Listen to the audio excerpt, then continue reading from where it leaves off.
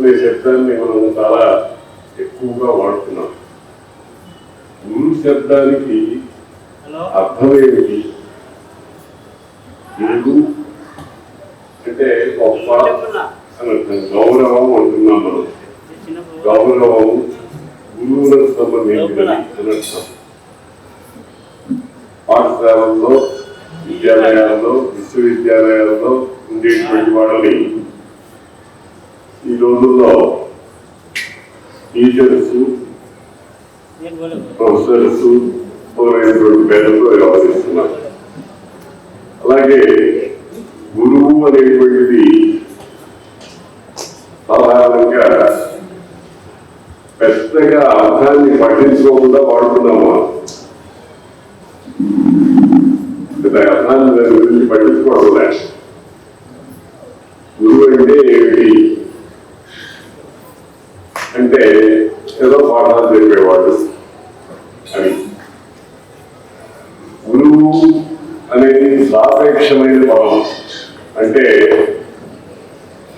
కొడుకు అంటే తండ్రి ఉండాలి, తండ్రి అంటే కొడుకు ఉండాలి. అలాగే గురువు ఉండాలి అని అంటే శిష్యుడు ఉండాలి, శిష్యుడు ఉండాలి అని అంటే గురువు ఉండాలి. వీటిని సాపేక్షములు అంటారు. ఒకదానితో ఒకటి సంబంధం కలిగినటువంటివి అనేటువంటి అర్థంలో. కాబట్టి గురు ఉపనిషత్తుల్లో ఒక మాట ఉంది, కో గురువు. గురువు అంటే ఎవరయ్యా అని ప్రశ్న వేశారు. ఇది అంటే ఇప్పుడు మనం వేసుకునే ప్రశ్న అనాదిగా ఉన్నది, వాడు కొత్తగా పుట్టింది కాదు, అనాదిగా ఉన్నది.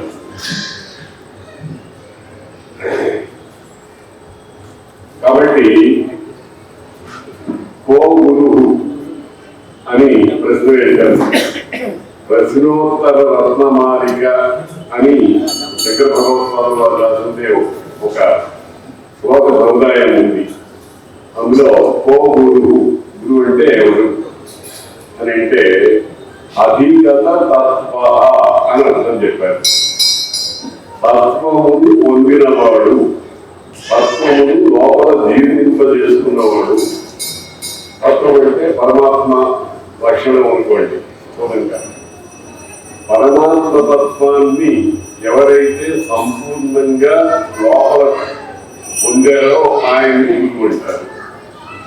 గురువుకి ఇంకొక పని కూడా ఉంది. ఏమిటది? దాంట్లో అక్కడే చెప్పారు. ఏమి చెప్పారంటే శిష్యహితాయ ఉద్యత సతతం.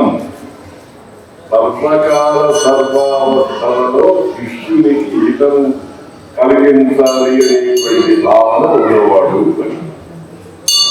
మొదట విద్యా అధిగమనము, రెండవది శిష్యుడిని ఉద్ధరించడము అని రెండు లక్షణాలు కలిగినటువంటి వాడిని గురువు అంటారు. ఓ గురు అధిగత తత్వ శిష్యహితాయ ఉద్యత సతతం. సంస్కృతంలో శాస్త్రాలన్నీ కూడా సూత్రములాగా తెలుస్తాయి. సూత్రం అంటే మీకు అందరికీ అర్థమయ్యేట్టుగా చెప్తాను. దారపు బంతి, మనం ఏదైనా పుట్టుకోవడానికి దారం బంతి అంటారు. చిన్న అంటే దాని లాంటిది సూత్రం. దారపతి 500 మీటర్ల దారాన్ని 2 అంగుళాల మేరలో మడిచి మన చేతిలో పట్టుకోవడానికి సిద్ధంగా పెట్టింది. తిప్పుకుంటే 500 గజాలు, ముడిచి పెడితే 2 అంగుళాలు. సూత్రం కూడా అంతే. మహార్థాన్ని తన కడుపులో పెట్టుకుని ఎప్పుడు ఎంత కావాలంటే అంత తీసుకోవడానికి వీలైన వారిని సూత్రం ఉంటారు. సూత్రమా సూత్రం అని అన్నారు. సూత్రం వంటిది. ఆ చిన్న పిల్లవాడిని చూస్తుంటే నాకు చాలా ఆనందంగా ఉంది. నేను చెప్పేది చాలా అర్థమవుతున్నట్టుంది ఆ పిల్లవాడి. నా ప్రయత్నం అదే. మీ అందరికీ కూడా కానీ ఎటువంటి చిరంజీవికి అర్థమయ్యేట్టుగా చెప్పగలిగితే ధన్యుడయ్యాను అనుకుంటాను. శిష్యహితాయ ఉద్యత సతతం. ఎల్లవేళ అంటే ఈ క్షణము ఆ క్షణము కాకుండా సర్వకాల సర్వావస్థలో శిష్యుని యొక్క హితాన్ని కోరేవాడు. శిష్యుడు అంటే ఏమిటి? మామూలుగా ఇప్పుడు స్టూడెంట్ అంటున్నాం. శిష్య శబ్దానికి కూడా అర్థం ఏంటంటే, శిష్య అనే శబ్దానికి శాస్త్రం ఏమర్థం చేస్తోందంటే శాసింపబడేవాడు. ఎవరినైతే మనం ఒక శాసనం చేసి ఇట్లా ప్రవర్తించు అని చెప్తే దానికి బద్ధుడై ఉంటాడో వాడిని శిష్యుడు అంటారు. ఇప్పుడు గురువు శిష్యుడు అని రెండు శబ్దాలు సంబంధించింది. ఈ రెండు శబ్దాలకి లింక్ ఏమిటి? గురువు గురువే, శిష్యుడు శిష్యుడే కాదు. ఈ రెండుకి ఒక లింక్ ఉండాలి. ఆ లింక్ ఏమిటి అంటే విద్య. గురువు దగ్గర ఉండిన విద్య శిష్యుడికి ప్రసరిస్తుంది. అటువంటి విద్య అనేటువంటిది దీన్ని అనుసంధానము అంటారు. టెక్నికల్ గా, పారిభాషికంగా అనుసంధానం. గురు శిష్య సంబంధమైన విద్య అనేటువంటిది గురువు దగ్గర నుంచి బయలుదేరి శిష్యుడు అనే దగ్గరికి వెళ్తుంది. ఆ శిష్యుడు కొన్నాళ్ళు అయిన తర్వాత మళ్ళీ గురువు అవుతాడు, అతనికి శిష్యుడు ఉంటాడు. ఇట్లాగ పరంపర, దీన్ని అవిచ్ఛిన్న గురు పరంపర అంటారు. విడిపోకుండా, ముక్కలైపోకుండా అనాదిగా వస్తున్నటువంటి గురు శిష్య పరంపర. ఈ గురు శిష్య పరంపర ఎక్కడ ప్రారంభమైంది అని అంటే, పెద్దవాడు ఏం చెప్తున్నారు? సదాశివ సమారంభం వ్యాస శంకర మధ్యమ అస్మదాచార్య పర్యంతం వందే గురు పరంపర. ఇది శ్లోకం చాలా అద్భుతమైన శ్లోకం. మనం ఈ శ్లోకాన్ని చదువుకుంటున్నాం కానీ ఏదో అర్థ విచారణ చేయకుండా చదువుతున్నాం. ఇది కూడా మంచిదే, కానీ అర్థ విచారణ చేస్తే మనకు జ్ఞానము వికసిస్తుంది. పువ్వు మొగ్గగా ఉన్నప్పుడు దానిని చూసి ఆనందం పొందడం వేరు. అదే వికసించినప్పుడు దాంట్లో నుంచి పరిమళం వస్తుంది. ఆ రకంగానే గురు శిష్య సంబంధము అనేటువంటి దాని గురించి సదాశివ సమారంభం. మొట్టమొదటి సదాశివుడు. సదాశివుడు అని అంటే కూడా శివుడు అని అంటే ఒక ప్రత్యేకమైన అర్థం చెప్తారు. సదాశివుడు అని అంటే ఎల్లవేళలా శివుడిగానే ఉండేటువంటి వాడు అని. ఆ సదాశివ తత్వం దగ్గరికి వెళ్తే ఒక తెల్లవారుతుంది. కాబట్టి కొంచెం స్థూలంగా చెప్పుకుందాం. మధ్యలో వ్యాస శంకర మధ్యమ. వ్యాసుల వారు, శంకరుల వారు. వ్యాసుల వారికి అసలు పేరు కృష్ణ ద్వైపాయనుడు. ఆయన్ని అపాంతరతముడు అని కూడా అంటారు. అపాంతరతముడు అని అంటే తొలగించి వేసినటువంటి హృదయాల్లో ఉండేటువంటి అజ్ఞానము అనేది కలిగిన వాడు. మానవ జాతి హృదయంలో గూడు పట్టుకొని కూర్చున్న మనము, అజ్ఞానము అనే దాన్ని తొలగించినటువంటి వాడు వ్యాసుల వారు ఆయన. ఇంకా శంకరాచార్య వారు. శంకరాచార్య వారు అంటే శంకర సాక్షాత్ వ్యాసో నారాయణో హరి అనేటువంటి ఒక ప్రమాణం ఉంది.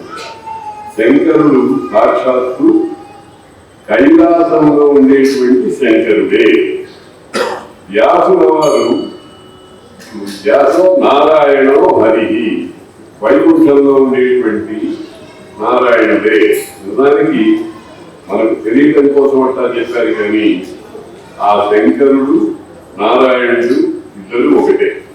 హరి హర అభేద భావన అనేటువంటి దాన్ని మనం తయారు చేసుకోవాలి అని చెప్పారు. మన వ్యాస శంకర మధ్యమ. ఇంకా అస్మదాచార్య పర్యంతం. మనకు ఒక డేట్ ఆఫ్ బర్త్ ఉంది, తర్వాత డేట్ ఆఫ్ డెత్ ఉంటుంది, మధ్యలో ఉండేటువంటి వయస్సు మొదలైన ఉంటాయి. ఈ కాలంలో మనకి ఎవరైతే ఉపదేశం చేస్తారో, పరమార్థోపదేశం చేస్తారో వాళ్ళు మన గురువు. అస్మదాచార్య పర్యంతం. ఆచార్య అనే శబ్దానికి కూడా చాలా చక్కటి అర్థం చెప్పారు. ఆచార్యుడు అనేటువంటి అంటే ఏమిటి? ఈ రోజుల్లో ప్రొఫెసర్, యూనివర్సిటీ ప్రొఫెసర్స్ ని ఆచార్య అంటున్నారు. నా పేరుకి ముందర ప్రాచార్య అని తగ్గించుకున్నాను నేను. ప్రాచార్య అంటే పెద్ద ఆచార్యుడు అని అందరూ అనుకుంటారు. కాదు, రిటైర్డ్ ప్రొఫెసర్ అర్థం. ప్రగత ఆచార్య ప్రాచార్య అని సంస్కృతంలో నాకు అర్థం చెప్పారు. Retired professor. నిజానికి నేను ఉద్యోగం అయిపోయిన తర్వాత మాట్లాడకూడదు, కానీ బాగుతూనే ఉన్నాను. చాలా కాలంగా రిటైర్ అయ్యి 24 సంవత్సరాలు అయింది. అంతకు ముందు నుంచి ఇప్పటిదాకా ఇంకా భగవంతుడు ఎంత ఆయుర్దాయింది అంతవరకు మాట్లాడి 10 మందికి మంచి విషయాలు చెప్పేటువంటి భాగ్యం కలిగించవలసిందిగా పరమాత్మను ప్రార్థిస్తూ ఉంటారు. శంకరాచార్య ఉద్యమం అస్మద ఆచార్య పర్యంతం. ఆచార్య అనే దానికి ఒక వ్యుత్పత్తి చెప్పారు. ఆ శిరోధి శాస్త్రాన్ని. శాస్త్రములు అంటే పరమాత్మను కనుక్కోవడానికి దారి చూపించేటువంటి మహాభాస్తమైనటువంటి గ్రంథాలు.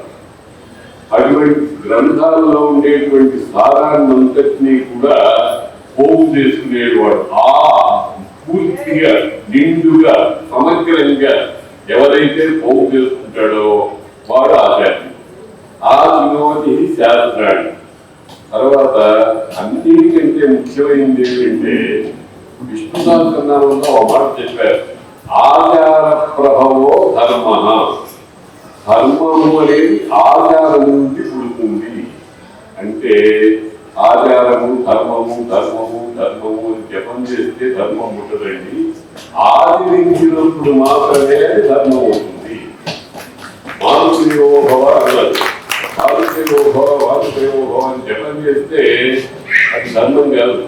నిజమైన మాతృదేవతకు ఆమె మనస్సు ఎట్లా ఆనందం పొందుతుందో ఆ రకంగా సేవ చేసినప్పుడే అది ధర్మం. అలాగే పితృదేవోభవ. కాబట్టి రెండవ మాట ఏం చెప్పారు ఆచార్యులు? రెండవ విషయం ఏం చెప్పారంటే తాను ఏదైతే శిష్యులకు ఉపదేశం చేస్తున్నారో ఆ ఉపదేశాన్ని తాను ఆచరించాలి. ఉండదు, ఆచరించి చెప్పాలి. నువ్వు చెప్పేది నువ్వు చేసి ఉంటేనే చెప్పేటువంటి అధికారం నీకు ఉంటుంది. ఆదిలోని శాస్త్రాన్ని ఆచార్య స్థాపయచ్చతి స్వయం ఆచరతే. శిష్యుల చేత ఆచరింపజేయాలి. స్వయం ఆచరతే, తానంతా తాను ఆచరించాలి. ఈ 3 లక్షణాలు ఉన్నవాడిని ఆచార్యులు అంటారు. శంకరాచార్యుల వారు, రామానుజాచార్యుల వారు, ఇంకా అనేకమైనటువంటి పేర్లతో మనకు ఆచార్యులు చాలా ఉన్నారు. మామూలుగా మనం ఈ రోజుల్లో ఏదో వైష్ణవ సంప్రదాయం ప్రకారం మందిరం ముఖాన నామములు పెట్టుకునేటువంటి వాళ్ళని ఆచార్యులు అనటం అనేటువంటిది ఇది వ్యవహారం. కానీ శాస్త్రం ప్రకారంగా ఆచార్యులు సమస్త శాస్త్ర విషయాన్ని పోగు చేసుకోవాలి. వాటిని శిష్యులందు ఆచరించే చేయాలి, తాను ఆచరించాలి. ఈ 3 లక్షణాలు ఎవరైతే ఉన్నాయో వాటిని వాళ్ళని ఆచరిస్తుంటారు. ఇందులో చమత్కారమైన తప్పకుండా ఒక నిమిషంలో వద్దల పుచ్చకాయ అని ఒక మాట ఉంది తెలుగులో. వద్దల పుచ్చకాయ ఒక మహాపండితుడు నారాయణ వాడు ఉపన్యాసం చెప్తున్నాడు. పుచ్చకాయ తినకూడదు, పుచ్చకాయ తింటే ఏదో తమో కూడా పెరుగుతుంది అని ఇట్లాగే ఉపన్యాసం చెప్పాడు. ఇట్లాగే వీళ్ళందరూ కూర్చున్న చోట ఉపన్యాసం చెప్పాడు. చాలా పెద్ద ఉంది. 1000 మంది శిష్యులు అందరూ వచ్చారు. ఆయనతో పాటు ఒక శిష్యుడు కూడా దగ్గర ఉన్నాడు. ఉపన్యాసం అంతా అయిపోయింది. ఇంటికి వెళ్ళేటప్పుడు దాంట్లో పుస్తకాలు కనిపించినాయి. అరే శిష్యుడా, పుస్తకాలు ఒకటి కొనుక్కురారా అన్నాడు. అదే గురుదేవా, ఇంతకు ముందే మీరు పుస్తకాయ తినద్దన్నారు అంటే అది మనకు కాదురా వాళ్ళకి అన్నాడు. కాబట్టి ఇది కాదు పద్ధతి. తాను ఆచరించినది మాత్రమే, ఆచరించగలిగినది మాత్రమే చెప్పాలి, చేయించాలి, చెయ్యాలి. కాబట్టి శంకరాచార్య వారు మొదలైనటువంటి పేరుతో ఉంటుంది. ఇప్పటికీ మనం శంకరాచార్య వారి దగ్గరికి వచ్చాం. శంకరుడు అంటే ఏమిటి? శంకర శంకర సాక్షాత్. వేదంలో శంకరాయ చ మయస్కరాయ చ అనేటువంటి మంత్రం ఉంది. శంకరుడు మయస్కరుడు అని. శం అంటే సుఖము, అందరికీ సుఖాన్ని కలిగించేవాడు. సుఖము అని అంటే ఇంద్రియములు తృప్తి పొందడం, ఇంద్రియ సంబంధమైనటువంటి తృప్తిని సుఖము అంటారు. ఇంద్రియ అతీతమైనటువంటి ఒక స్థితిని ఆనందము అంటారు. అంటే ఆనందానికి ఇంద్రియాలతో సంబంధం లేదు, సుఖానికి ఇంద్రియాలతో సంబంధం ఉంది. కాబట్టి సుఖము అనేటువంటిది ఉంది. సుఖం కలవతి, సుఖాన్ని కలిగించేటువంటి వాడు. మయస్కరు అని ఒక మాట కూడా ఉంది. ఇది చాలా మందికి తెలియదు, వేదంలో ఉండేటువంటి మాట. అందుకనే మా మనవడి కొడుక్కి అతయ్య ఏదైనా పేరు పెట్టాలి అని అంటే నేను మయస్కర అని పెట్టమని చెప్పాను. మయస్కర శర్మ అని వాడికి పేరు పెట్టాను. మా ముని మనవడి మయస్కర అనేది చాలా గొప్ప శబ్దం. మయస్కర అంటే పారమార్థిక సుఖం. శం అంటే లౌకికమైన సుఖము, పారమార్థికమైన సుఖం ఏదైతే ఉందో దాన్ని మయస్కర అనే పేరుతో. అలాగే పరమేశ్వరుడికి రెండు విరుద్ధమైన లక్షణాలు ఉన్నట్టుగా వేదం చెప్తోంది. నమః యుక్తకేశాయ చ కపర్దినే చ. కపర్ది అయినట్ట, యుక్తకేశుడు అయినట్ట. కపర్ది అంటే జటాజూటం, బాగా బాగా పెరిగిపోయినటువంటి జుట్టు సముదాయం, కేశముల యొక్క సముదాయం. యుక్త కేశుడు అని అంటే ఒక పొలిగిన తల కలిగిన వాడు. అదే అది ఉంటే ఇది సాధ్యం కాదు, ఇది ఉంటే అది సాధ్యం కాదు, పరస్పర విరుద్ధమైన మాట. ఆయన శేషమైనటువంటి కేశ సంపద కలిగిన వాడు. మళ్ళీ అదే సమయంలో యుక్త కేశుడు, ముండిక శిరస్కుడు అంటాం. ఉండడం అంటే దొరికిపోయాడు, చిక్కు వచ్చి పడింది. పరమేశ్వరుడు యుక్తకేశుగా కపర్దీయ. కపర్దము అని అంటే పరమేశ్వరుడు జటాదుడానికి కపర్దము పేరు. అటువంటి కపస్తి యుక్తకేశుడు అనేటువంటి రెండు ఏకకాలంలో సంభవించడం కష్టం, కానీ పరమాత్మ విషయంలో సంభవిస్తుంది. యుక్తకేశు కపర్ది అంటే అర్థమేంటి? పరమేశ్వరుడి జటాదూటములకు కపర్ది అని పేరు. పరమేశ్వరుడి జటాదూటం ఏమిటి? పరమేశ్వరుడి వ్యోమకేశుడు అని ఒక పేరు. వ్యోమం అంటే ఆకాశం. మీరు ఎప్పుడు ఆకాశాన్ని చూసారా? ఆకాశం అనేది కనిపిస్తుందా? కనిపించదు.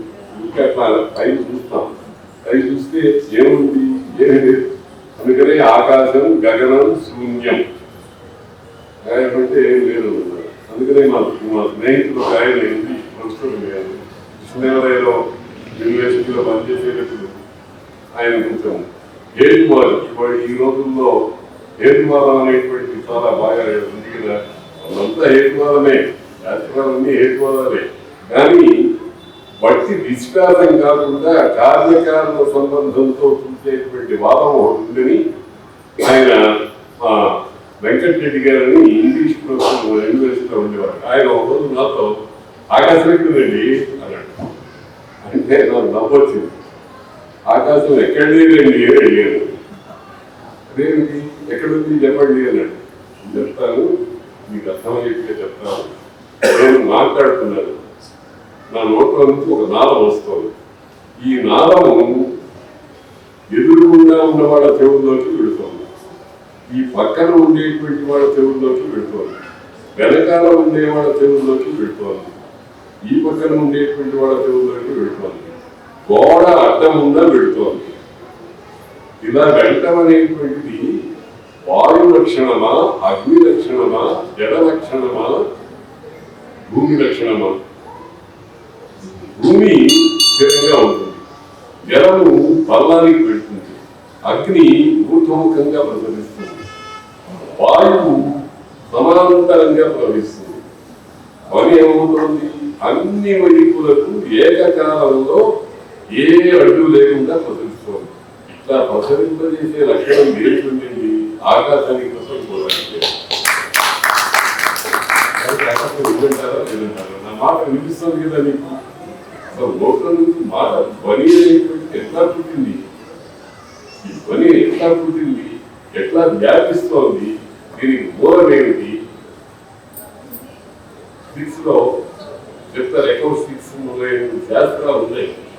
కాబట్టి ఆకాశము అనేటువంటి ఒక మహాభూతము, తస్మాత్ వా ఏతస్మాత్ ఆత్మన ఆకాశ సంభూత అని వేదం చెప్తోంది. మొట్టమొదటిగా 5 భూతాలలో మొట్టమొదటి భూతం ఏది అంటే ఆకాశం. ఆకాశము అనే శబ్దంతోనే అంతటా ప్రకాశించేది, అంతటా తన ఉనికిని అభివ్యక్తం చేసేది అని అర్థం ఆకాశం అనే శబ్దానికి. కాబట్టి ఆకాశ వాయు, అటువంటి ఆకాశము అంతా పరమేశ్వరుడికి కపత్తంగా. చూడండి, ఆకాశము అవధులు ఇన్ని వేల చదరపు మైళ్ళు అని ఏమన్నా కొత్త పెట్టడానికి ఏమన్నా ఉందండి. అందుకనే దాన్ని ఏమంటారు, అనంతము అంటారు. అంతం లేదు, అఖండంగా ఉండేటువంటి అటువంటి అఖండంగా ఉండేటువంటి ఆకాశము ఆ పరమాత్మకు శివుడికి చేసే పాత్ర.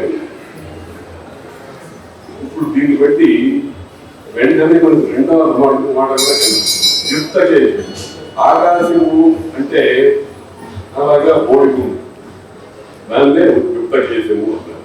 కాబట్టి కపర్తి అన్నా యుక్త చేసుడు అన్నా ఒకటే అర్థము అనే సంగతి తెలుస్తోంది కదా.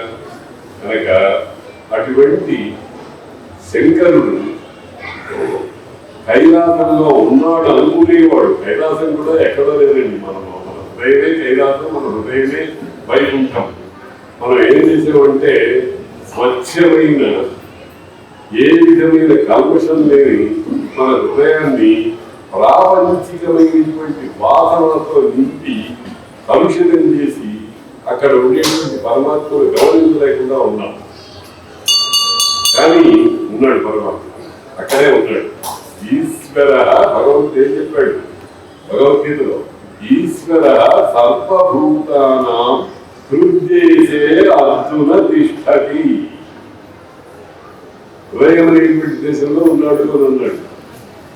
ఊరికే ఉండలే, రామయ్యను సర్వభూతాన్ని తిప్పుతున్నాడు. మాకు అనంతపురం వైపు తిప్పేస్వామి అని పేరు ఉన్నాయి. తిప్ప అంటే కొండ, కొండయ్య అన్నమాట తిప్పేస్వామి. దాని మీద నేను చమత్కారంగా ఆయన తిప్పేస్వామి మనం తిరిగేసాము అని తిప్పుతున్నాడు. భగవద్గీత చెప్పింది అన్నమాట, రామాయణం సర్వభూతాన్ని సమస్తమైన భూతములను తిప్పుతూ ఉన్నాడు. యంత్రారూఢాన్ని, ఒక యంత్రం ఉంది, యంత్రం పనిచేస్తోంది.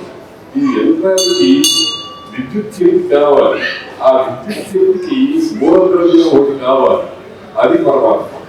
యంత్రారూఢాన్ని మాయ.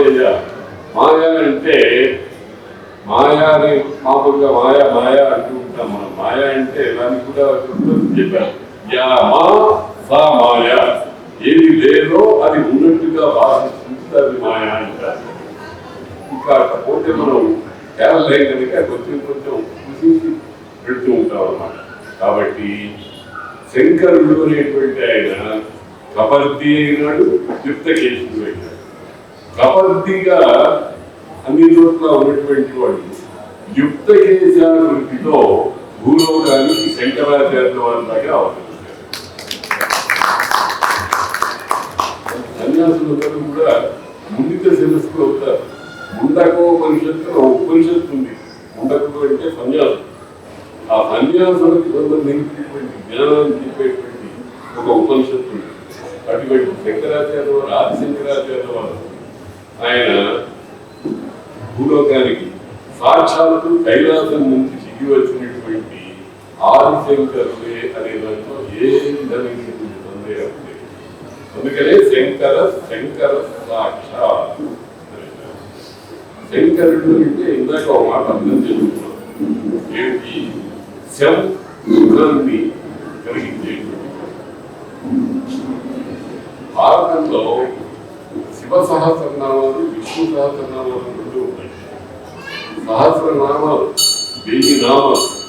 ఎవరికైనా ఒక పేరు ఉంటే సుఖం కానీ 1000 పేరు ఉంటే ఎందుకంటే ఎక్కువ ఉంటే తర్వాత ఇబ్బంది కదండి. ఇప్పుడు ఒక్కొక్కరికి పేరు 4-5 పేర్లు ఉంటాయి. దొంగతనం కోసం మోసం చేయడం కోసం అనేక పేర్లు పెట్టుకుంటూ ఉంటారు. కానీ భగవంతుడికి 1000 నామాలు ఉన్నాయట. లలిత సహస్రనామం ఉంది, శివ సహస్రనామం ఉంది, విష్ణు సహస్రనామం ఉంది, అలాగే గణపతి సహస్రనామం ఉంది.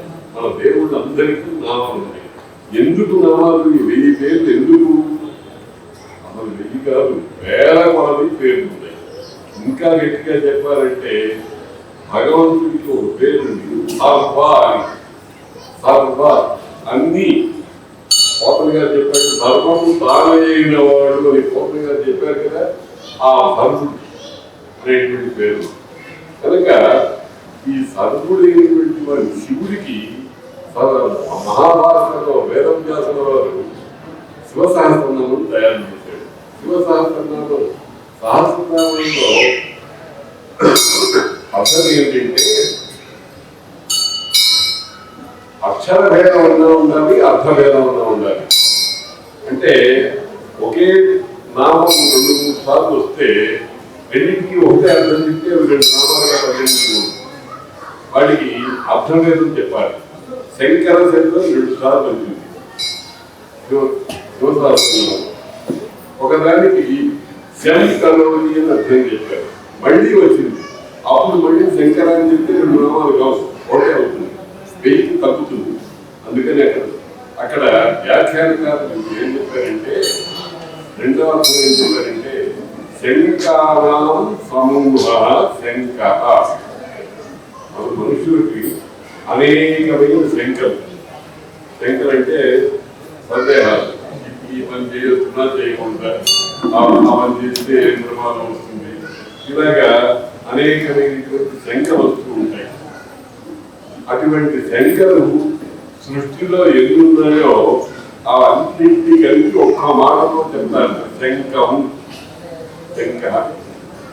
రా అనే శబ్దానికి అగ్ని అని అర్థం. రా రకాలకు అగ్ని బీజము అంటారు. శంకములకు అగ్నిట అంటే మన మనస్సులో కలిగేటువంటి శంకలు ఎదురున్నాయో వాటన్నింటినీ నిప్పు పెట్టేవాడు శంకరుడు. శంకానాం సమూహ శంకర. శంకస్య రాగా ఉండేటువంటి వాడు శంకరుడు. కాబట్టి 24 లక్షల జీవరాశులు ఉన్నటువంటి దాంట్లో మానవుల్లో సృష్టి ప్రారంభం నుంచి సృష్టి ప్రళయం వరకు ఎంతమంది మనుషులు ఉంటారో వాళ్ళ హృదయాల్లో కలిగేటువంటి శంకరులన్నింటినీ కూడా నిప్పు పెట్టి కాల్చి పారేసేవాడు శంకరాచార్య. పరమాత్మ విషయంలో అనేకమైన శంకరులు. ఈ మధ్యనే ఒక పెద్ద శంకరైతే ఒక మహాస్వాములు వారు ఏమిటంటే శంకరాచార్య వారు శుద్ధ వైష్ణవులు. ఇది అవునా కాదా అని మనకి శంక. వారికేమో శంకర రహితత్వమే. కానీ మనందరికీ కూడా మనసులో ఏమి అంటే దాన్ని సమర్థించుకోవడానికి మనం శాస్త్రాత్మకమైన పాటిస్తే అక్కడ శంకర అనేటువంటిది శుద్ధ వైష్ణవులు, శుద్ధ శైవులు, శుద్ధ శాక్తేయులు, శుద్ధ ఆదిత్యులు, శుద్ధ కౌమారులు, శుద్ధ గణం అన్ని ఏది కానిదేం లేదన్నమాట. కాబట్టి శంకానాం సమూహ శంక. శంకస్య దైవత శంకర. మానవుడికి ఎటువంటి శంకలు ఏ సమయంలో ఎలా పుడతాయో వాటినన్నింటినీ కూడా ముందరే భావించి వాటినన్నింటికీ కూడా సమాధానాలు చెప్పించినటువంటి మహోన్నతమైనటువంటి గురుపీఠము ఆది శంకరాచార్య. వారి కోసం ఆయన ఏం చేశారు? వారి కాలంలో వారి శిష్యులకు బోధ చేసి కాలం అనేటువంటిది మానవుడు కదా ఎప్పటికప్పుడు పునరపి పునరపి జననం పునరపి మరణం పునరపి జననం జఠరే శయనం అని ఈ రకంగా పుట్టడం గిట్టడం మొదలైనటువంటివన్నీ దొరుకుతూ ఉంటాయి కదా. వీటినన్నింటినీ కూడా గమనించి అనంతమైనటువంటి కాలంలో ఉండేటువంటి అందరికీ కావలసినటువంటి శంకా వినాశం అనేటువంటి దాన్ని శాశ్వతంగా నిలబొట్టడానికి ఆయన ఏం చేశారంటే గ్రంథాలు రాశారు. అనేకమైన గ్రంథాలు నాకు వాళ్ళు చాలా విస్తృతంగా వివరించి చెప్పారు అన్నీ కూడా. అందులో ముఖ్యంగా సాధారణ జనం కోసం అంటే పండితులు, మధ్య రకం వాళ్ళు, బాలస్థాయి వాళ్ళు, అనేకమైనటువంటి స్థాయి వీళ్ళందరికీ కూడా ఎవరికి ఎట్లా కావాలో ఆ రకంగా ఆయన పరమాత్మ తత్వాన్ని ఎవరికి ఎట్లా చెప్పాలో తల్లి నలుగురు పిల్లలుంటే నలుగురు పిల్లలకి నాకు అందరూ సమానమే అని 4 ఏళ్ల పిల్లవాడికి పెట్టినట్టుగా 40 ఏళ్ల వాడికి 40 ఏళ్ల పిల్లవాడికి పెట్టినట్టుగా 10 ఏళ్ల వాడికి నేను సమమైన నా మనసు కలిగిందని నేను చెప్పి ఆవకాయ ముద్ద 4 ఏళ్ల వాడికి 40 ఏళ్ల వాడికి సమానంగా పెట్టిందా వాడేమి తీర్మించుకుంటాడో సహిస్తాడో వాడికి అనిపెట్టింది. పెద్దవాడికి ఏం కావాలో వాడికి అనిపెట్టింది. ఆ రకంగా శంకరాచార్య వారు సృష్టిలో ఉండేటువంటి అందరికీ ఎవరెవరు ఏ రకంగా పెడితే తీసుకోగలరో వాటిని చూసి అనేకమైనటువంటి స్తోత్రాలు, భాష్యాలు, ప్రకటన గ్రంథాలు, మరి అనేకమైనటువంటి స్తోత్ర వ్యాఖ్యానాలు ఇటువంటి ప్రయత్నం మొట్టమొదట వ్యాసుల వారు చేశారు. ఆయన అష్టాదశ పురాణాలు చేశారు, మరి భారతం రాశారు, భాగవతం రాశారు. మనం సౌభాగ్యం చేత పరిశోధన అనేటువంటి ఒక త్యాజ్యం రోగం కాదు, కానీ దాన్ని రోగంగా పరివర్తింపజేశారు. ఆ పరిశోధన చేసుకుని ఏం చేశారంటే ఎవరికి వాళ్ళు వాళ్ళ ధోరణిలో లిమిట్ చేయడానికి ప్రయత్నం చేశారు. కానీ శంకర భగవత్పాదుల వారు, వ్యాసుల వారు అట్లా కాదు, ఎవరికి ఏది కావాలో అది ఇచ్చారు. అష్టాదశ పురాణాలు, 12 పురాణాలు అందరూ చదవాలి శంకరాచార్య వారి గారు. మీ రుచిని బట్టి మీరు ఏది కావాలంటే దాన్ని సెలెక్ట్ చేసుకోండి. కొంతమందికి బ్రహ్మపురాణం అంటే ఇష్టం, కొంతమందికి పద్మపురాణం అంటే ఇష్టం, కొంతమందికి మార్కండేయ పురాణం అంటే ఇష్టం, కొంతమందికి పూర్వ పురాణం అంటే ఇష్టం. ఇట్లాగా మద్వయం చేయు పరత్రయం మధ్యకృష్ణయం అనాపలింగ పుష్కాని పురాణాన్ని కుదకొని 18 పురాణాన్ని గుర్తుపెట్టుకోవడానికి ఒక శ్లోకం రాశారు. మద్వయం బాధలు 2, భవిష్య పురాణం, భాగవతం. పరత్రయం పరా అనేటువంటి అక్షరంతో 3 పురాణాలు, బ్రహ్మపురాణం, బ్రహ్మాండ పురాణం, బ్రహ్మ వైకుంఠ పురాణం. చతుష్టయం బా అనేటువంటి అక్షరంతో 4 పురాణాలు, వామన పురాణం, విష్ణు పురాణం, వరాహ పురాణం, వాయు పురాణాన్ని 4 బాగా ప్రారంభమైంది. గుర్తుపెట్టుకోవడానికి ఎంత చక్కటి ప్రయత్నం చేశారో తెలియదు. తర్వాత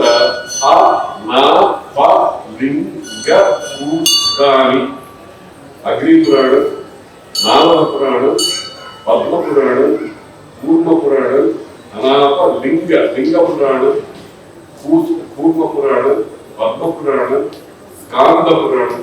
అలాగా 18 పురాణాల పేరుతో చిన్న 32 అక్షరాల శ్లోకంతో పెట్టేసి మనం గుర్తుపెట్టుకోవడానికి రాసి పెట్టారు. ఇవి ఎవరి రుచికి అనుగుణంగా వాళ్ళు తీసుకుని ప్రతి పురాణంలోనూ అవే విషయాలు ఉంటాయి. 5 లక్షణాలు పురాణ లక్షణం: తర్కము, ప్రతిసర్గము, వంశము, మన్వంతరాలు, వంశాలు పెంచము. ఇవన్నీ అన్ని పురాణాల్లోనూ ఉంటాయి. కాబట్టి ఆ పురాణంలోని అయ్యో ఆ పురాణంలో వేరే ఇంకోటి ఉంది అని బాధపడక్కర్లేదు. మనకు ఒక మాట ఉంది, వ్రతాన ఉత్తమ వ్రతం అని.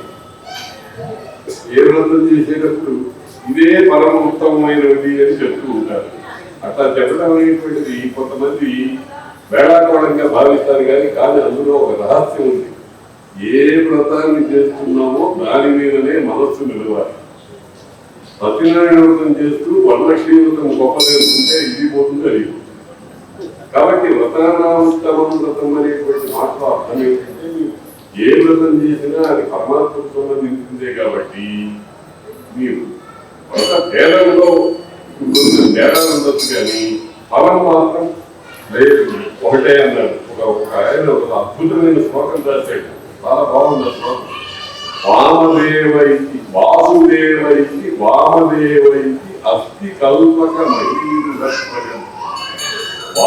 వాసుదేవుడు వామదేవుడు అని రెండు అద్భుతమైనటువంటి కల్పవృక్షాలు ఉన్నాయి. ఒకటి వాసుదేవుడు అంటే విష్ణువు అనుకోండి, రెండవది వామదేవుడు అంటే శివుడు అనుకోండి. ఈ రెండు అద్భుతమైనటువంటి కల్పవృక్షాలు రెండు. అక్కడ ఆయన చాలా చమత్కారంగా ఏం చేశాడు, ఒక వృక్షము అంటే ఫలాన్ని అపేక్షిస్తాను, పండు కావాలి అంటే ముందర పండు పువ్వు ఆకారంగా ఏర్పడి పువ్వు నుండి పండు వస్తుంది. ఈ రెండు చెట్లలో శుభభేదం ఉంది. శుభభేదం అంటే పువ్వుల్లో భేదం ఉంది. దీని పువ్వు దీనిదే, దాని పువ్వు దానిదే అని ఒక అర్థం. ఇంకొక అర్థం ఏమిటంటే ఒక దాంట్లో సు అనే అక్షరం ఉంది, ఇంకో దాంట్లో మా అనే అక్షరం ఉంది, అదే తేడా.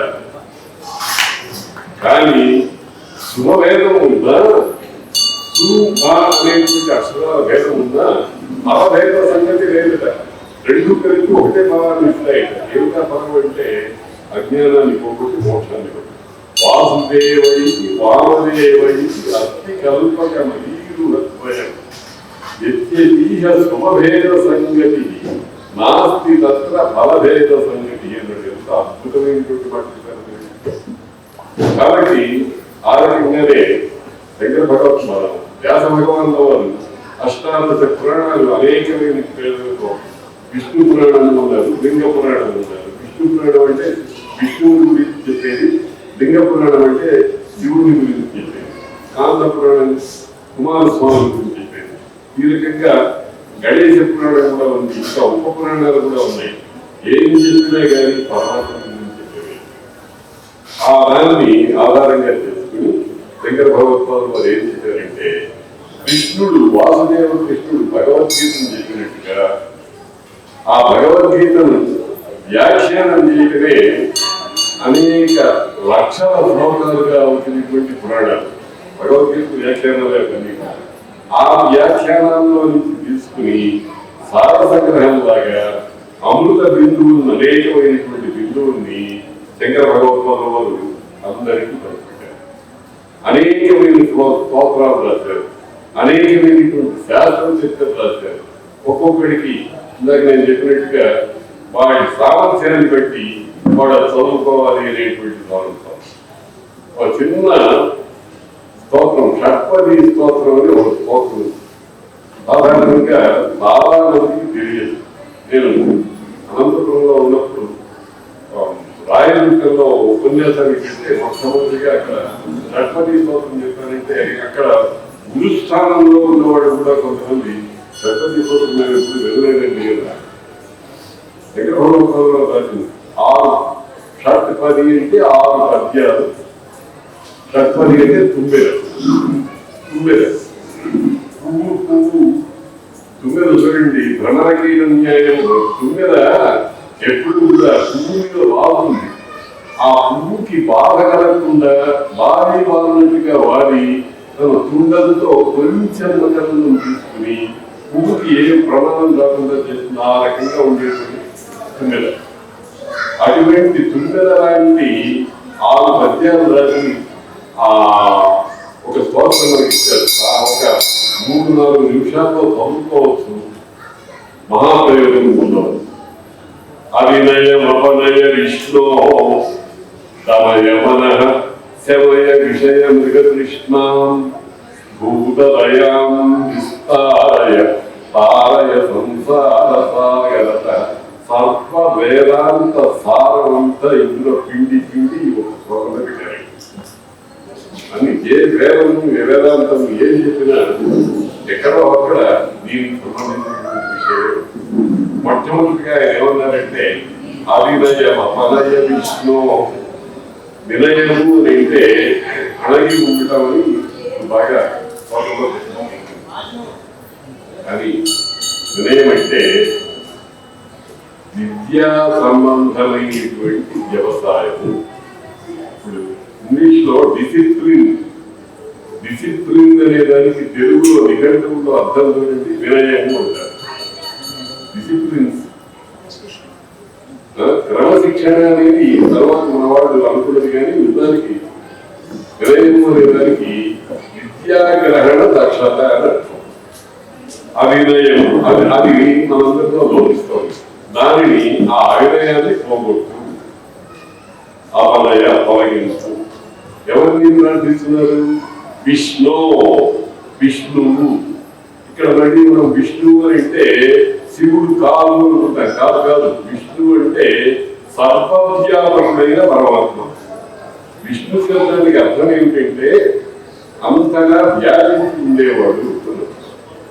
విష్ణు వటత్కార విష్ణులో మహానుభావుడు ఈశ్వర శేషావతారం గారిని ఆయన చాలా గొప్ప భావం.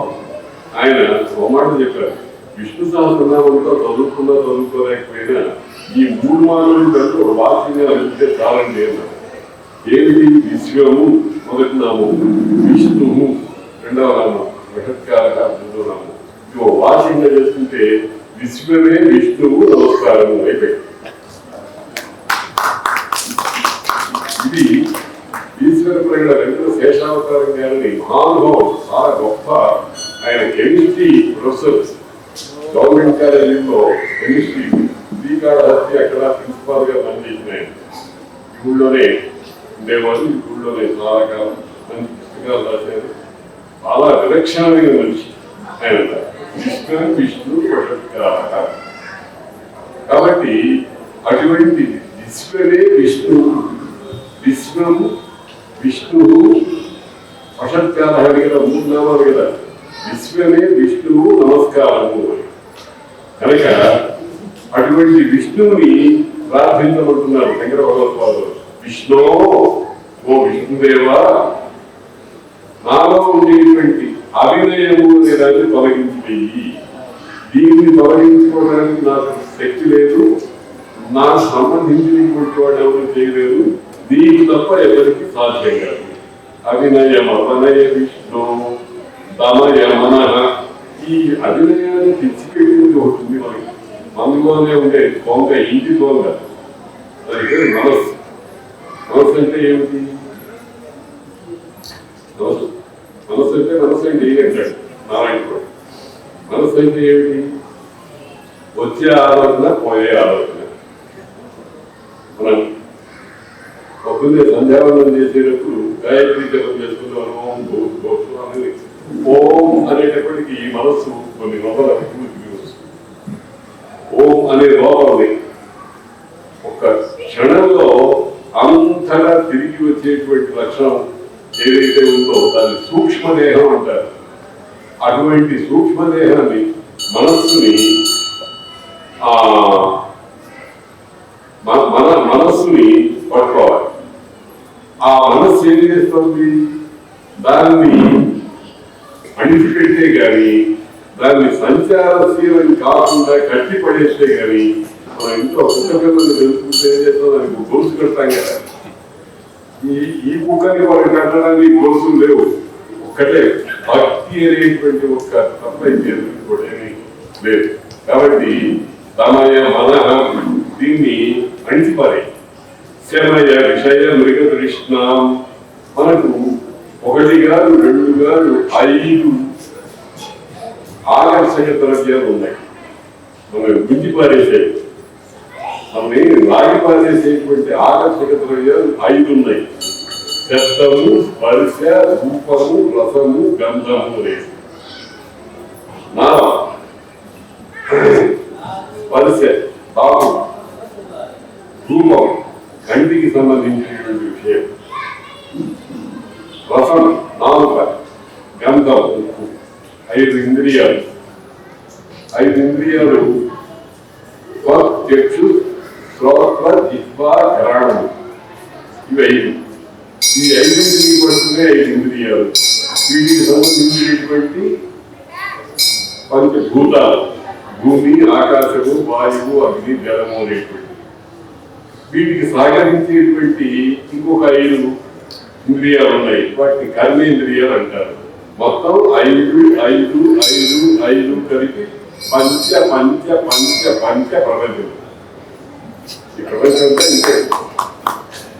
ఈ ప్రపంచాన్ని ఎప్పుడు కూడా మింగేయాలని చూస్తూ ఉంటుంది ఈ మనస్సు. ఈ ప్రపంచంలో అతి ముఖ్యమైనటువంటి శబ్దస్పర్శలు, స్పర్శకంటారు. వీటిని విషయ మృగదృష్టం, ఇవన్నీ ఎండమావులు. ఎండమావులు అంటే మీకు తెలుసు కదా, అక్కడ దాకా అక్కడ నీళ్లు ఉన్నట్టుగా కనిపిస్తూ ఉంటుంది. అక్కడ దాకా పోతే ఇంకా అనుభవంగా కనిపిస్తుంది. అలా పోతూ ఉండడం కానీ నీళ్లు ఎండమావులు అంటే అది ఎండ గుర్రాలలాగా కదలాడుతూ ఉన్నట్టుగా కనిపిస్తూ ఉంటుంది. ఎండాకాలంలో ఎడారంలో అటువంటి కాబట్టి ఈ శబ్దస్పర్శలు అటువంటి మృగతృష్ణ శమయ కృష్ణ అంటే ఏమిటి? అది కావాలి కావాలి ఏదో నాలో వినాలి, ఏదో తినాలి, ఏదో వినాలి అని అనుకోవడం. ఇటువంటివన్నీ కూడా ఏం చేస్తాయి? దొరుకుతాయి కానీ కోపం వస్తాయి. చూడండి, నా ఇంట్లో కూడా అవడు అంటే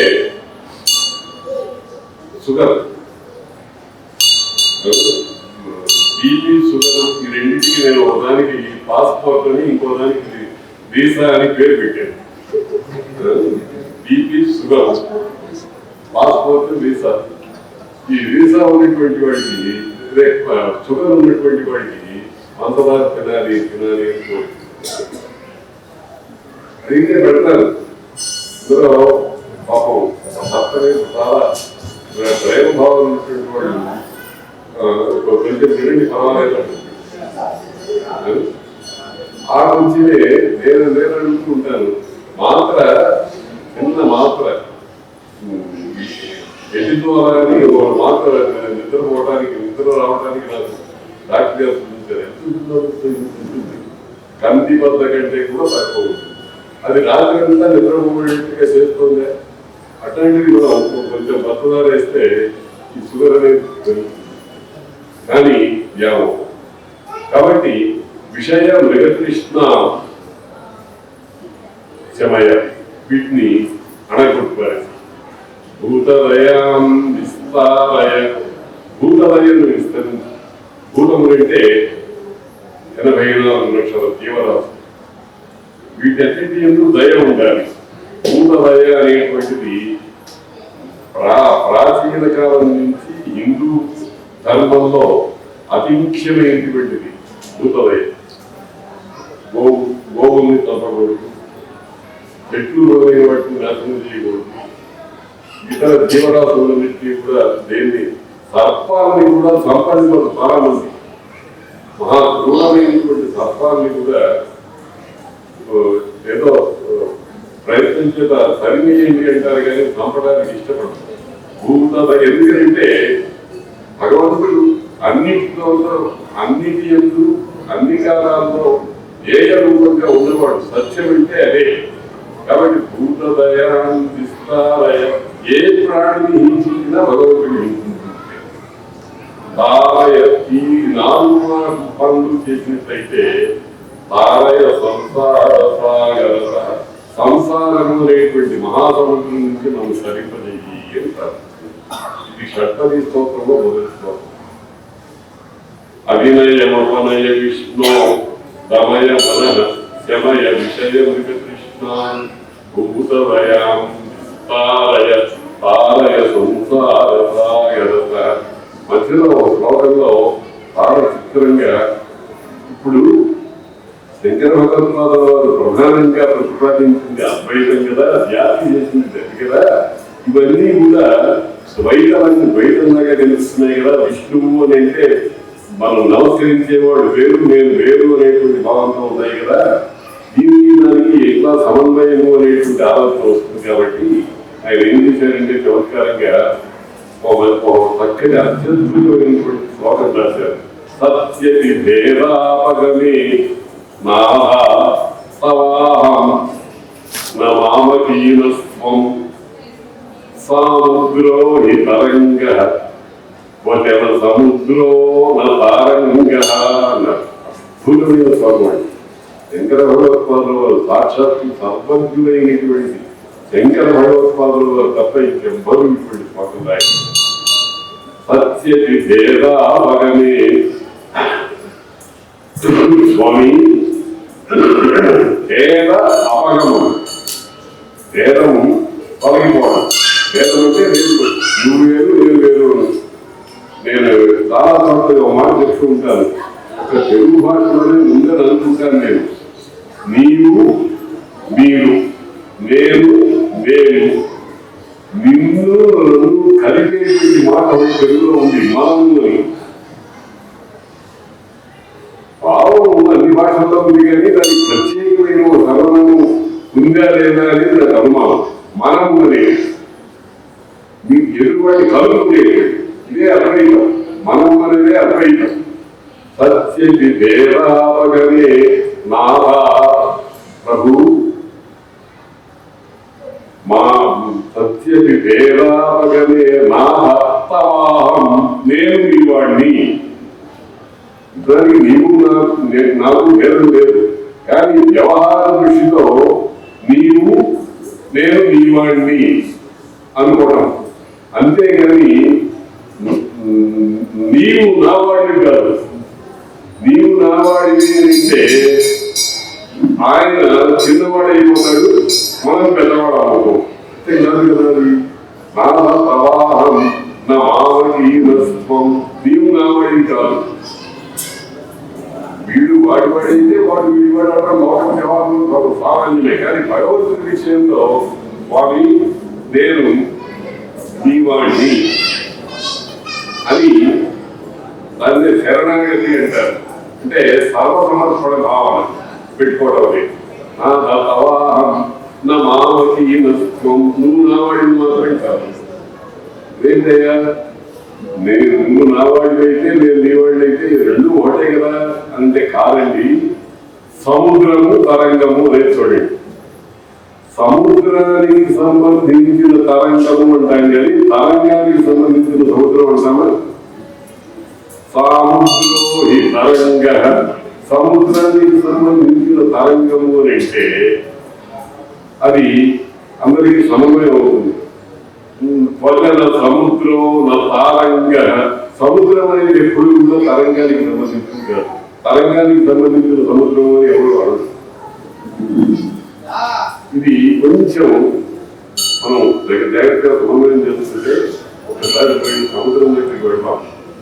సముద్రం అంటే ఏమిటి? మనకు అనేక విధాలుగా తెలుసు. ముఖ్యంగా తరంగాలు ఉంటాయి, సుడులు ఉంటాయి, బుడగలు ఉంటాయి.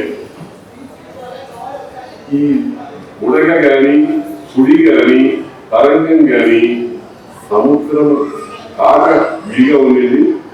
అంటే సముద్రాన్ని నుంచి తరంగం అనేదాన్ని విడిగా తీసి ఒక చోట పెట్టగలము మనం. సముద్రమే తరంగం. అది ఏమైందంటే వాచారంభణం వికారో నామధేయం మృత్తికేసేవ సత్యం అని ఒక ఉపనిషత్ వాక్యం ఉంది. ఒక చిన్న భేదం వచ్చేటప్పటికీ కొత్త పేరు వచ్చేసేయాలి. మన లోక వ్యవహారంలో కూడా చూడండి. బియ్యం గిన్నెలో వేసి నీళ్ళలో వేసి ఉడకబెట్టే బియ్యము అనేటువంటి వస్తువుని మనం ఉడకబెట్టాం. ఉడికేటప్పటికి మార్పు వచ్చింది. ఉడకడం అంటే విక్లిప్తి అంటారు. ఉప్పటం అంటే బియ్యము ప్రమాణం కంటే పెద్ద ప్రమాణంలో ఉంటుంది. బియ్యంలో ఉండేటువంటి కఠినత్వం పోయి మెత్తదనం ఏర్పడుతుంది. తినడానికి ఏ విధంగా ఉంది. అయ్యేటప్పటికి దానికి కొత్త పేరు వచ్చేసింది. ఏమంటున్నాం? అన్నము అంటున్నాం, మెతుకు అంటున్నాం. బియ్యంగా ఉన్నప్పుడు వెతుకు కాదు, ఉడికేటప్పటికి వెతుకైంది. అందుకనే ఏమన్నారు వేదాంత శాస్త్రంలో, వాచారంభణం వికారో నామధేయం. మార్పు ఏ కొంచెం మార్పు వచ్చినా సరే కొత్త పేరు వచ్చేస్తుంది. ఇప్పుడు బియ్యము, అన్నము, పులిహోర, దద్దోజనము, అయితే పాయసము అన్ని బియ్యమే. ఒక్కొక్క స్వరూపంతో ఒక్కొక్క పేరు వచ్చింది. అసలు అన్నము అని అంటే అర్థం ఏమిటంటే తినబడేది అని అర్థం. మనం అన్నం బియ్యంతో ఏర్పడిన పదార్థాన్ని మాత్రమే అన్నం వండుతాం. ఇంకోదాన్ని కూర అన్నం, ఇంకోటి పులుసు అన్నాం, పచ్చడి అన్నాం, చారు అన్నాం, ఇంకోటి అన్నాం, ఇంకోటి, ఇవన్నీ అన్నమే. కానీ స్వరూప భేదం ఉండటం వల్ల, స్వభావ భేదం ఉండటం వల్ల వేరు వేరు పేర్లు వస్తున్నాయి. ఆచారం పడం వికారం నామధేయం. వృత్తికి ఏది సత్యం. ఒక కొండ మట్టి తీసుకొచ్చాడు, సారి అందరూ పెట్టాడు, కుమరివాడు. ఒక రకంగా చేస్తే కుండ, ఇంకో రకంగా చేస్తే బాణ, ఇంకో రకంగా చేస్తే సంతి, పిడత, మూగుడు, ఎన్నో పేర్లు వచ్చినాయి. ఇవన్నీ పేర్లు వికారాన్ని బట్టి, మార్పుని బట్టి వచ్చినాయి. కానీ అంతా పట్టే కదా. ఆచారం పడం వికారం నామధేయం. వృత్తికి సత్యం. వృత్తి కానిటువంటి మాట మాత్రమే సత్యము. కాబట్టి సాముద్రోహి తరంగ, సముద్ర సంబంధమైన తరంగము అని అంటాం. కానీ కొంచెం సముద్ర తారంగ, ఎప్పుడు కూడా సముద్రం తరంగానికి సంబంధించింది కాదు. అలాగే నీవు మహా విషయము, నేను స్వల్ప విషయము. నీవు సముద్రము, నేను తరంగాన్ని. ఇందాక తెలుసుకున్నట్టుగా ఇక్కడే అద్వైతం సిద్ధించేసింది. నేను అద్వైతం ఇందులోనే సిద్ధించింది. సముద్రము, తరంగము రెండు పేర్లతో ఉన్న ఒకటే కదా వస్తువు, నీరే కదా, జలమే కదా.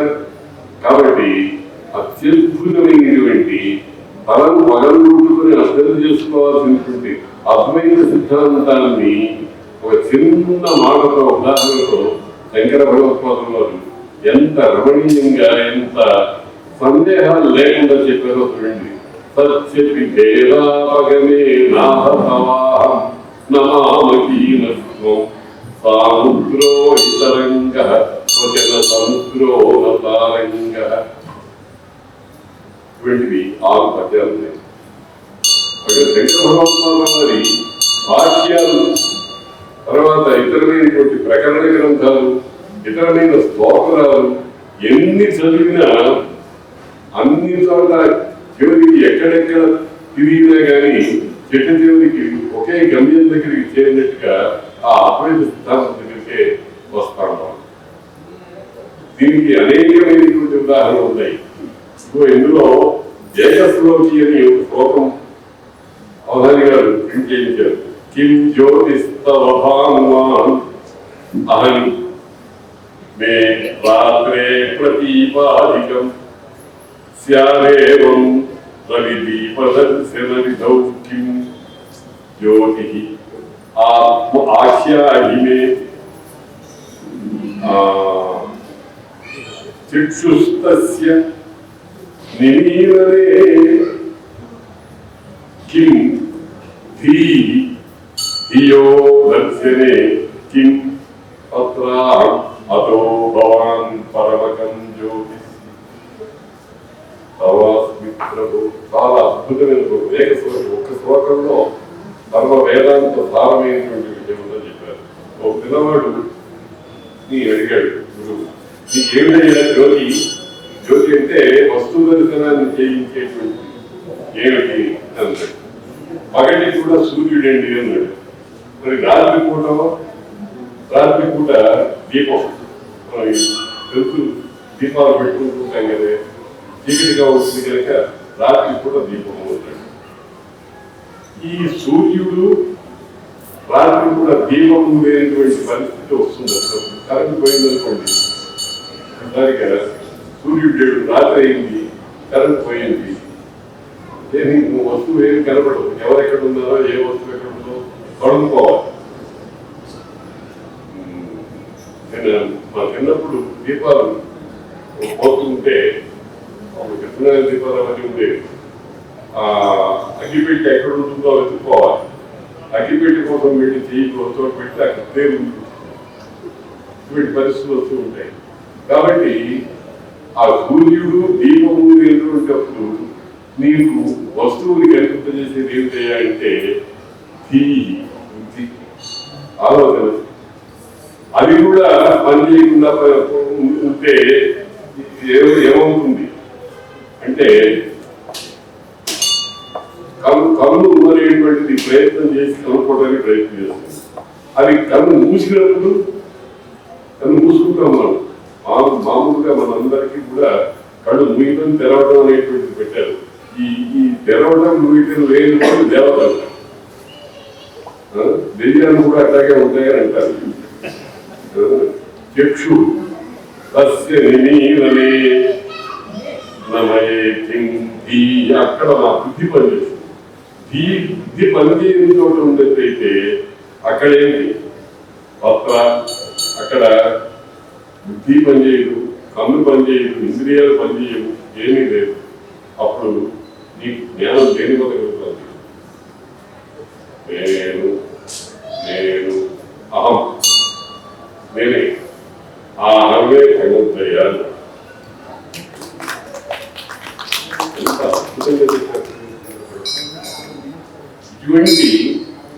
ఇటువంటి సర్వజన ఉపయోగకరమైనటువంటి సర్వజనులకు కూడా జ్ఞానాన్ని, జ్ఞానం అంటే జ్ఞానము విజ్ఞానము ఉన్నాయి. జ్ఞానం అంటే మోక్ష విషయమైన బుద్ధి, విజ్ఞానం అంటే సైన్స్ అండ్ టెక్నాలజీ. ఈ విజ్ఞానం అనే దాన్నే ఉపనిషత్తులు అవిద్య అన్నారు. అవిద్య మృత్యు దీర్ఘ విద్య అమృత వస్తుంది అన్నారు. అవిద్య చేత మృత్యువును తరించండి. మృత్యు అంటే ప్రమాదం, పొరపాటు, ఓటాన్ని నుంచి ఓడనుకోవడం. దానికి మామూలుగా చెప్పేటువంటి మాట ఏంటంటే బతుకు సర్పం. ఒక త్రాడు వెనుకలు ఉంటే పాము అనుకున్నాం. పాము అనుకున్నంతసేపు పాము వల్ల కలిగాల్సిన వికారాలు గాల్గత్యము, వైశ్వర్యము ఇవన్నీ వస్తుంది. ఎప్పుడైతే ఏమన్నా తెలిసిన వాడు వచ్చింది తాటకి అంత నవ్వేస్తున్నారు. కాబట్టి బంధు సత్వం భ్రాంతి అంటారు. భ్రాంతి అంటే అసజ్ఞానము, భ్రాంతి అంటే భ్రమ అంటే నిశ్చయ జ్ఞానం. కాబట్టి మనం అందరం కూడా భ్రాంతితో ఏంటి భ్రాంతి?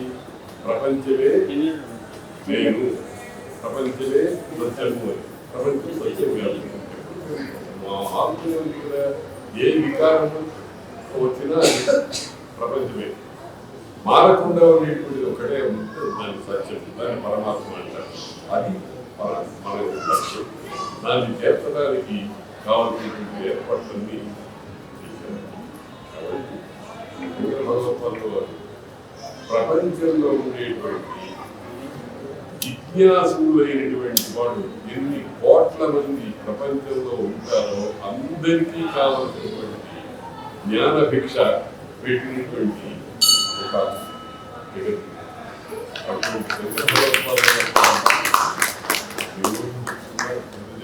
ఇంకా మీరే ఉంటుంది. స్థాయి పురాత న్యాయం అని ఒక మాట ఉంది. గిన్నెలో అన్నం ఉడికిందా లేదా అని చూడటానికి ఒక మెతుకు పట్టి చూస్తాం. ప్రతి మెతుకు తీసి ఇది ఉడికింది ఇది ఉడికిందని తీసి పక్కన పెట్టాము. ఏ ఇల్లాలు కూడా ఒక మెతుకు పట్టి తగ్గినది ఉడికింటారు. ఆ రకంగా స్థాయి పురాత న్యాయంగా మాట్లాడుతున్నాను. నాకు మంచి అవకాశం ఇచ్చింది మీ అందరికీ.